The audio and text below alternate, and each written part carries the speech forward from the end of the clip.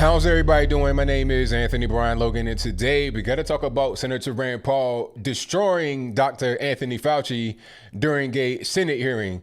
This was kind of a weird hearing.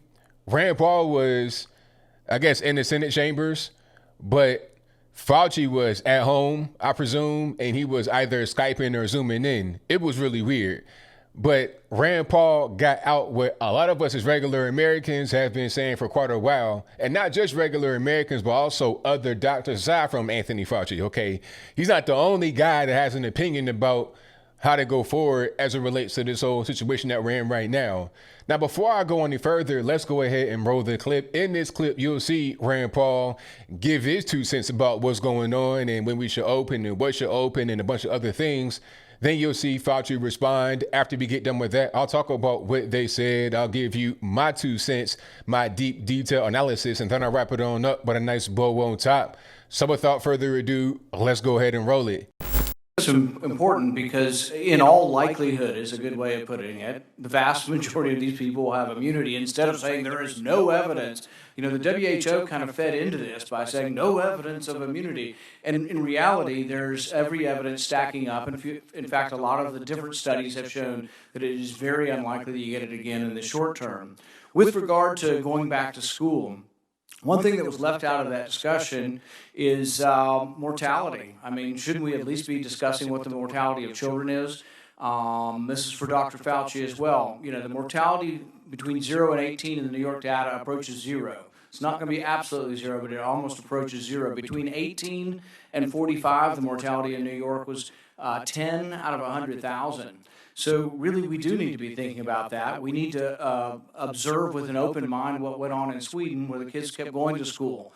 The mortality per capita in Sweden is actually less than France, less than Italy, less than Spain, less than Belgium, less than the Netherlands, about the same as Switzerland. Yep. But basically, I don't think there's anybody arguing that what happened in Sweden is an unacceptable result. I think people are intrigued by it, and we should be. I don't think any of us are certain when we do all these modelings. There have been more people wrong with modeling than right. We're opening up a lot of economies around the U.S., and I hope that people who are predicting doom and gloom and saying, oh, we can't do this, there's going to be a surge, will admit that they were wrong if there isn't a surge, because I think that's what's going to happen. In rural states, we never really reached any sort of pandemic levels in Kentucky and other states. We have less deaths in Kentucky than we have in an average flu season. It's not to say this isn't deadly, but really outside of New England, we've had a relatively benign course for this virus nationwide. And I think the one-size-fits-all that we're going to have a national strategy and nobody's going to go to school is kind of ridiculous. We really ought to be doing it school district by school district, and the power needs to be dispersed because people make wrong predictions. And really the history of this, when we look back, will be of wrong prediction after wrong prediction after wrong prediction, starting with Ferguson in England. So I think we ought to have a little bit of humility in our belief that we know what's best for the economy. And as much as I respect you, Dr. Fauci, I don't think you're the end all. I don't think you're the one person that gets to make a decision. Correct. You listen to your advice, but there are people on the other side saying there's not going to be a surge and that we can safely open the economy, and the facts will bear this out. But if we keep kids out of school for another year, what's going to happen is the poor and underprivileged kids who don't have a parent that's able to teach them at home are not going to learn for a full year. And I think we ought to look at the Swedish model, and we ought to look at letting our kids get back to school. I think it's a huge mistake if we don't open the schools in the fall.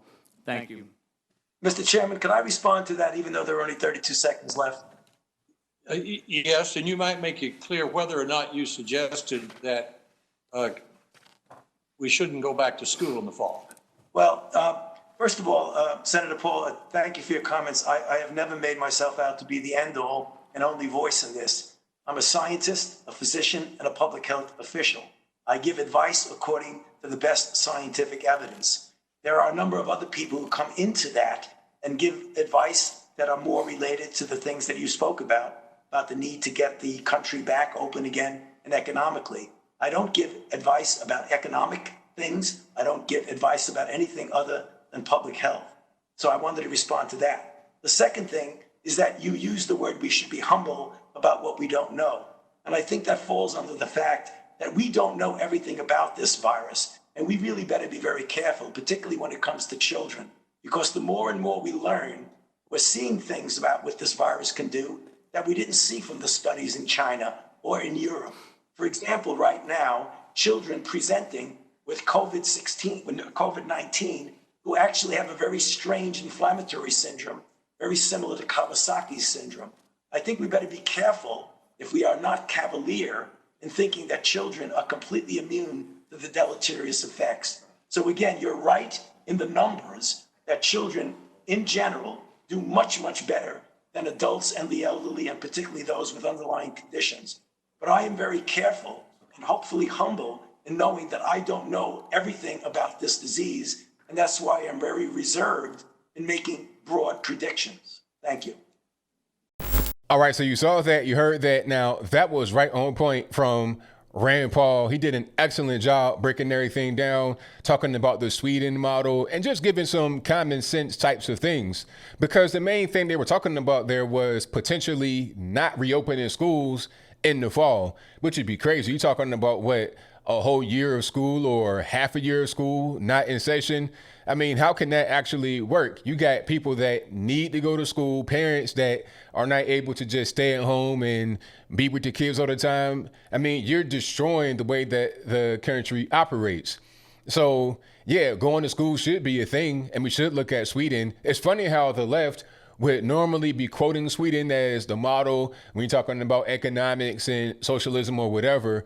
But then when it comes to actual demonstrable data as it relates to the virus and not shutting down, all of a sudden they want to act like they got blindfolders on and don't want to talk about it anymore. It's really weird how that works, but I digress. My whole point is that Rand Paul made a bunch of common sense points in his talk.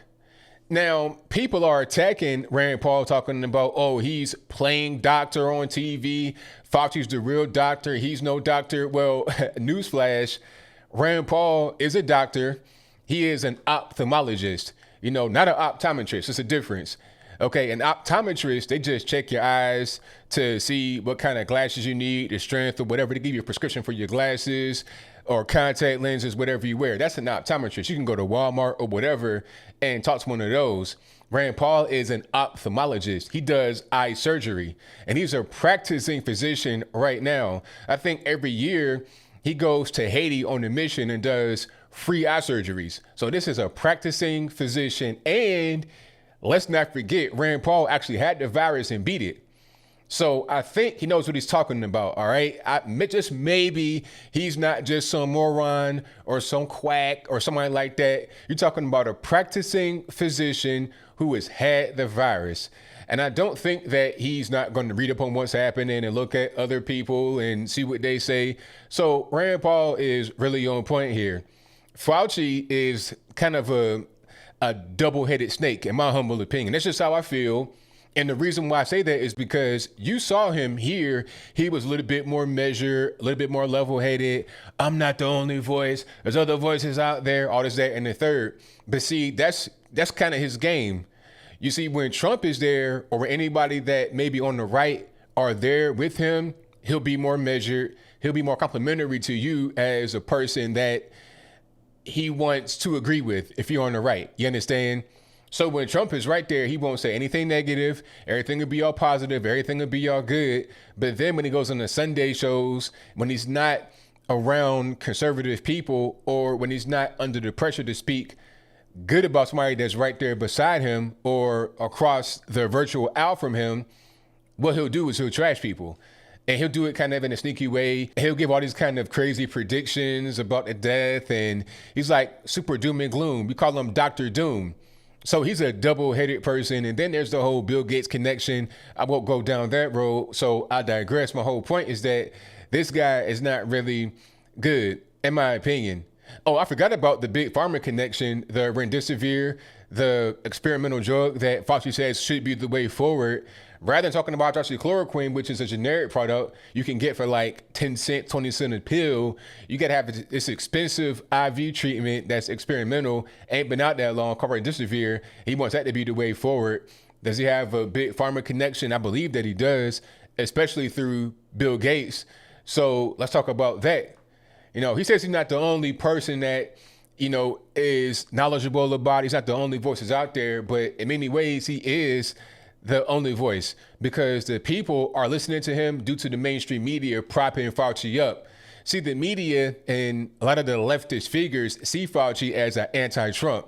So they want to lift Fauci up to be against Trump. They see him as a guy that can go in there and be kind of a mole in the White House. All right. And Trump's in between a rock and a hard place, because if you fire Fauci, then it becomes, oh, well, you want to get rid of the top leading expert on diseases in the world. How dare you? We're going through a pandemic. You don't care about our freedom. And then the media will hype it up. And that'll just cause more panic among the people. But I think it might be time to go ahead and let him go. I mean, I don't really care. It'll be backlash, and that's fine. But what's more important? The backlash and some people being afraid because of what the media are drumming up, or the health of the nation going forward. They're talking about giving another $3 trillion in yet another relief bill. It's like, okay, we already gave 6.8 trillion. If you include the bailouts, all these little checks going out, the Fed taking over the stock market, all this, that, and the third, you're talking about 6.8 trillion. Then another $3 trillion on top of that. So you're talking about almost $10 trillion. What are we talking about? This is ridiculous. The debt was already high to begin with, and that was between 22 and 24 trillion. Then we want to put another 10 on top of that. I mean, the debt as it was already ridiculous and nearly insurmountable. The total global GDP is 80 to 90 trillion. Might not even be that high, probably 70 trillion. For all countries on planet Earth, the GDP is 70 to 80 trillion. So we want to have debt of 35 trillion, 40 trillion. This is ridiculous. The stimulus bills will do nothing. It's a bunch of just pork. And I don't even know what kind of pork this is. This is just a different kind of breed of pork, because it's way too expensive. We're putting so much stuff in there all because of what? Because Fauci says, oh, we can't go back to school. We can't go back to work. If the virus is here, then the virus is here. They're talking about a vaccine could come out by the fall. Do you believe that? Because remember, the first thing was when this whole thing started, 15 days, slow to spread. Here we are almost in June, and we're still on lockdown. Some of us are. Not me, but some of us are. So you think that they will be able to have a vaccine by the fall? Please. It'll probably be 2 years before anything comes about that resembles a vaccine, and you probably won't want it no way. The same thing as a flu shot, which is dangerous, causes all kinds of problems, but I won't go down that road, so I digress. My whole point is that my man Rand Paul did a great job educating the public about what's going on with the virus, how we move forward, and he really, in my opinion, destroyed Anthony Fauci's narrative. But I think I'll leave that right there for now. And what say you? Do you think that Rand Paul made sense here? If that's your viewpoint, let me know why in the comments below. Or did you think that Rand Paul did not make sense? Did Fauci make sense? Was he the guy that you want to pay attention to? And I got to add one last thing here before I wrap it on up, put a bow on the top. I think Fauci is this figure that's been put on the pedestal by the media. And there are so many other doctors, respected physicians, you got disease experts, you got researchers, you got all kind of people that are very well known, very well respected. They got all kind of credentials, so many credentials, I can't even count all the credentials, but they get just seen as quacks and cast away because of the media. The media are complicit, in my humble opinion, in the despair of Americans, which is why a lot of us say the media are the enemy of the people. Them are worried about their own narratives they want to push. They don't care about continuing the pandemic, causing panic among the people. They don't really care about that. They're more concerned about themselves, their ratings, and things like that. But whatever your thoughts are, please let me know in the comments below. And that's all I got to say for this video. If you like what you heard, please comment, rate, share, and subscribe. Peace.